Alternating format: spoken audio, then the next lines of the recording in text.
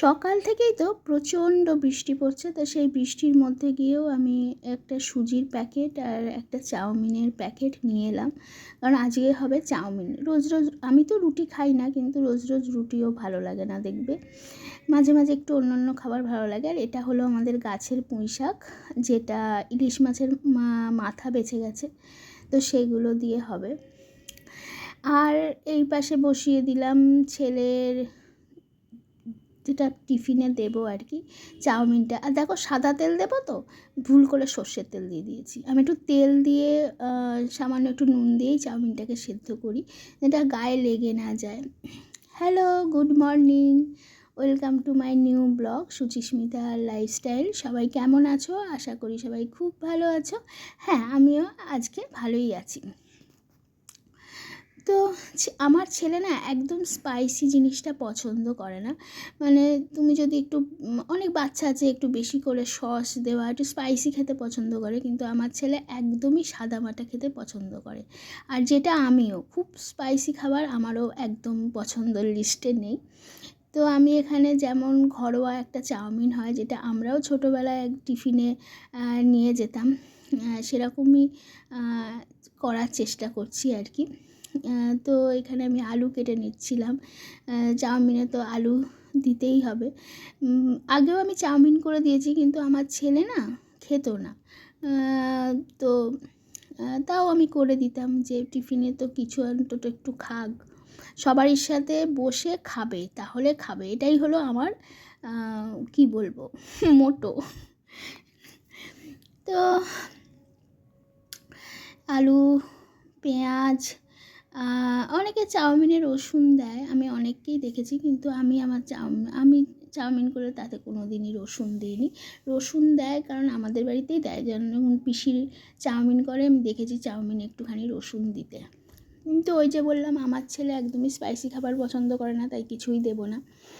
তো এখানে আলু পেঁয়াজটা আমি কেটে নেব, আর ওইদিকে বসিয়েছি আমি চা। আর একদম বাসন মাজা ছিল না, তো করতে পারলাম না, ভাতটা বসাতে পারলাম না। ভাতটা মেনলি আমি সকালবেলা বসাই, যাতে আমার ছেলেও যখন খাবে চকও খেয়ে নিতে পারে। কারণ দেখো, ওরা অবলা প্রাণী, ওরা তো আর বলতে পারে না যে আমাদের খিদে পেয়েছে। আর পশু পাখিদের না সকালবেলাতেই ওই জন্যই আমি চকর মাংসটা আগের দিন বের করে রেখে দিই। তারপরে একদম যটা মাংস সেদ্ধ করব সেটাও বের করে রাখি, তাহলে সকালবেলা সব একসাথে আমার হয়ে যায়। আর তোমাদের আগে একটা ব্লগে বলেছিলাম যে আমাদের চা পাতাটা একটু দামেরই খাওয়া হয়, কারণ আমরা যেহেতু চা খেতে খুব ভালোবাসি।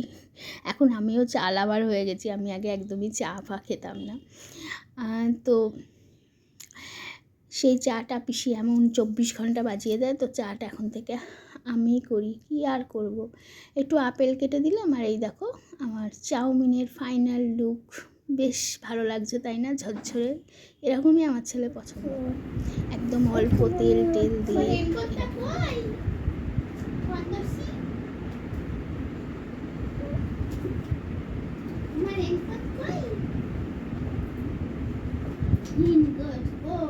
বাজারের ব্যাগ নিয়ে তারপরে তুমি যাবে।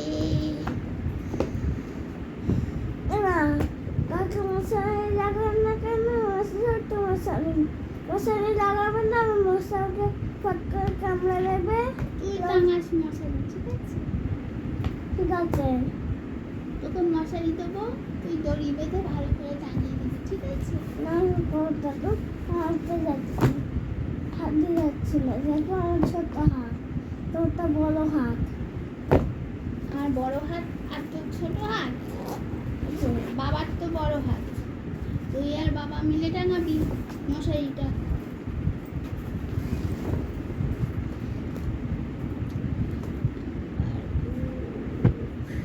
কাকাকে মশারি লাগাবে না তো? হ্যাঁ, কালকে তো দেখো মশাকে কালকে কামড়ে দিচ্ছি, তো মশাকে আমি মেরেছি। মশাকে মেরেছো? অনেক বড় কাজ করেছো।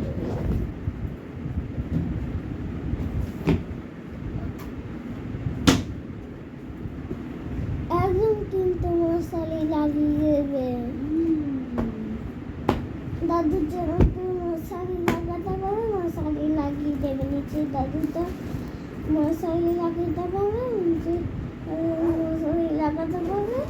তুমি উঠো, উঠো, উঠো, উঠো। এরকম উঠে পড়ো, আর নয়, চলো চলো চলো, ব্রাশ করতে হবে এবার, দেরি হয়ে যাবে। না বাবা কিন্তু বাইক নিয়ে চলে যাবে, তোমায় তখন হেঁটে হেঁটে যেতে হবে কিন্তু। বাবা কিন্তু রেডি হয়ে গেছে, বন্ধ। উঠো, বাবা কিন্তু রেডি হয়ে গেছে, রেডি হয়ে বসে আছে কিন্তু বাবা। হুম, এসো না এসো এসো এসো এসো এসো এসো, কে আসে, কে আসে, এসো এসো এসো এসো। তাহলে আমি জুজুর কাছে চলে গেলাম, টাটা। না না দাও।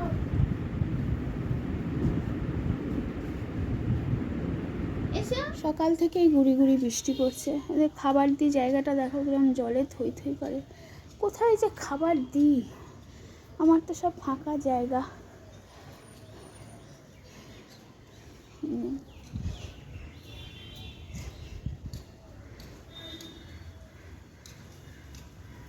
চলো, আমার পুজো হয়ে গেল।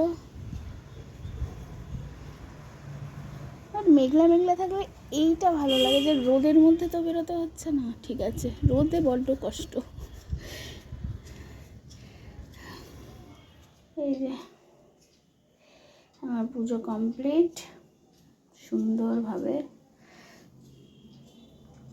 এত খিদে পেয়েছে, আসলে কালকে রাতেও সেরকম কিছু খাওয়া হয়নি। আবার সকালবেলা মানে চাটা ঢেলেছি, অমনি ওর বাবা রেডি হয়ে গেল ছেলেকে দিয়ে আসবে, কারণ হালকা হালকা বৃষ্টি পড়ছিল, এরপর জোরে বৃষ্টি পড়লে চাটা পুরো শরবত হয়ে গেছে, মানে ঠান্ডা হয়ে গেছে। চা ঠান্ডা দেখবে খাওয়া যায় না। আমি যে খুব গরম চা খাই তা না, কিন্তু একটু ইয়ে থাকে তো ঢক করে গলায় ঢেলে দিয়েছি, আর তার সাথে ওই এক টুকরো বিস্কুট খাওয়া হয়েছে। আর এখন তো প্রায় 10:30 বেজে গেছে, বিভৎস খিদে পেয়েছে। আর আজকে আমাদের রান্না হয়েছে ঝিঙে পোস্ত, এটা হলো ইলিশ মাছের তেল ভাজা, এটা ইলিশ মাছের মাথা দিয়ে পুঁই শাক। এবার একটা মাসে 2বার পুঁই শাক খাওয়া হয়ে গেল, যাকে আর কি হবে। আর মাছ ভাজা, কারণ আমি কোনো রকম সর্ষে দিয়ে দিয়ে মাছ, কারণ ওই মানে কিছু বলারও নেই, সেরকম বেটে মশলা বেটে ফ্রিজে রেখে দেয়, তারপর সেটা কেমন হয়ে যায়, আমার খুব ঘেন্না লাগে, আমি খাই না সর্ষের জিনিস, আমি খুব একটা পছন্দও করি না, মাঝে মাঝে ঠিক আছে। চলো খাওয়া দাওয়া করে নিয়ে আবার রেডি হয়ে ছেলেকে আনতে যেতাম। রেডি হয়ে গেছি। আর আমার একটা ফোবিয়া হলো এই চাবিটা হারিয়ে যাওয়া।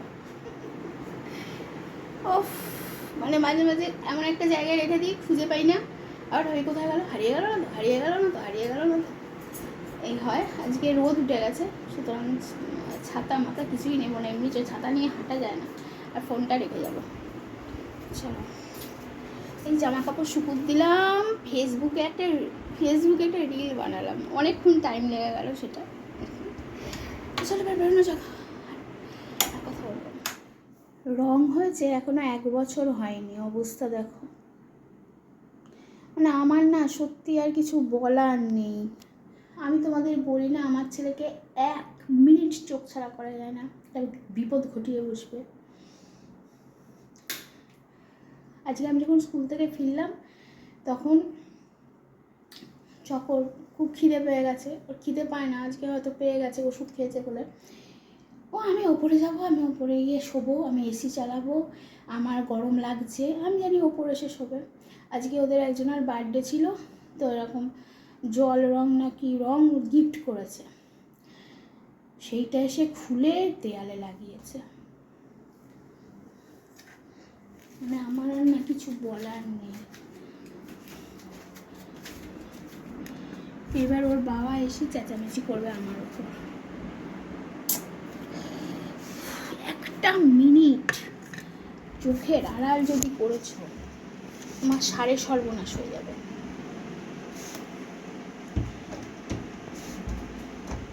আমি বুঝতে পারছি, হাতে লাগিয়েছিল, হাতটা ভালো করে তো সাবান দিয়ে ধুলাম সব কিছু করলাম।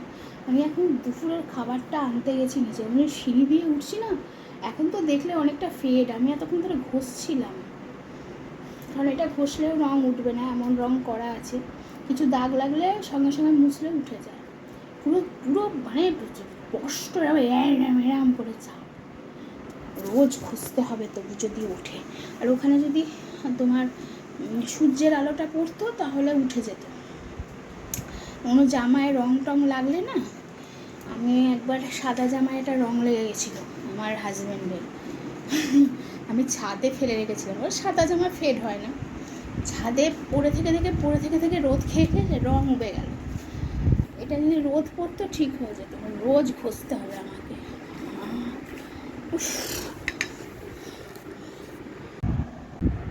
তো দুপুরে মানে সকালে জলখাবারে হয়েছিল চাউমিন, যে আমি তো ভাত খেয়ে যাই তাই এটা আমি দুপুরে খাই। আমার পুরো হাত ফাত চুলকোচ্ছে, কি কালার কে জানে, আমার তো আবার একটুতেই হাত পা চুলকায়, সব কিছু আমার শরীরে সহ্য হয় না। তো চলো খাওয়া দাওয়া করে নিয়ে, প্রচণ্ড মেঘ করেছে, বুঝতে পারছি না বেরোবো কি না, দেখা যাক কী করি। এখন বর্ষাকাল, এখন এরকমই হবে। দুপুরের পর থেকে আর ক্যামেরা অন করিনি, কারণ বিকেলে বেরোয়নি। এত পায়ের যন্ত্রণা, আর এই পায়ের যন্ত্রণাটা কেন হচ্ছে আমি খুব ভালো মতো বুঝতে পারছি। যাদের ইউরিক অ্যাসিড আছে, মানে আমার ওই যে পুঁই শাক মাত্রা ছাড়া আর মাসে 2 বার খাওয়া হয়ে গেছে, এখনও অবধি পায়ে বিভৎস যন্ত্রণা। আমি আজকে ছেলেকে দেখিনি, ছেলে একা আজকে হোমওয়ার্ক করে যাবো, নিজেই পড়তে বসলো, বললো আমি হোমওয়ার্ক করবো, আমি পর, আমি সেটুকুও দেখতে পাইনি। মানে এত আমার পায়ের যন্ত্রণা করছে, মনে হচ্ছে পা খসে পড়ে যাবে হাঁটু থেকে, এত যন্ত্রণা করছে। যাই হোক, এখন আর পুঁই শাক খাওয়ার কোনো ইয়ে নেই। ও বাবা, তো ব্যথা পায়ে, বিকেলবেলা বেরোতে শুধু পাইনি, আর বিকেলবেলা বৃষ্টিও পড়ছিল। তো চলো, আমি ব্লগটা শেষ করা হয়নি, চলো আজকে ব্লগটা এইটুকুই।